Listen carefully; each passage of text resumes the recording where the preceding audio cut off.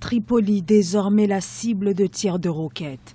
Une salve de roquettes tirée mardi soir dans la capitale libyenne. Au moins 7 puissantes explosions ont secoué le centre de la ville, tuant 6 civils. Le Premier ministre, Fayez al-Sarraj, accuse son rival, le maréchal Khalifa Haftar, de crimes de guerre.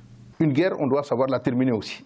Et à mon avis, le maréchal Haftar pensait certainement qu'il allait faire une offensive assez rapide pour se débarrasser donc, de quelques forces qui seraient en face des siennes, comme il a réussi à le faire dans le faisant. Alors, l'idéal, c'est qu'une force s'impose. Les quartiers d'Abou Slim et dans l'Antisar, dans le sud de la capitale, ont été les plus touchés. Les troupes du maréchal Khalifa Haftar, à l'origine de l'offensive, lancée le 4 avril, nient toute responsabilité dans ces nouveaux bombardements. Pour l'armée nationale libyenne, c'est l'une des milices de Tripoli qui serait derrière l'opération. Ces bombardements, nouveau témoignage de l'intensification des combats.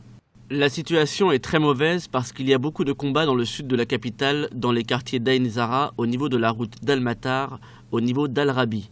Beaucoup de gens sont pris au piège dans ces zones, en plein milieu des combats. Au moins 174 personnes ont été tuées et plus de 750 autres blessées depuis le début de l'offensive. La Libye, sur qui pèse désormais le risque d'enlisement. Puisqu'au sol, comme dans les airs, aucun des deux camps ne semble prendre l'avantage. Un projet de résolution réclamant un cessez-le-feu et un accès humanitaire facilité aux zones de combat attend toujours d'être adopté au Conseil de sécurité des Nations Unies.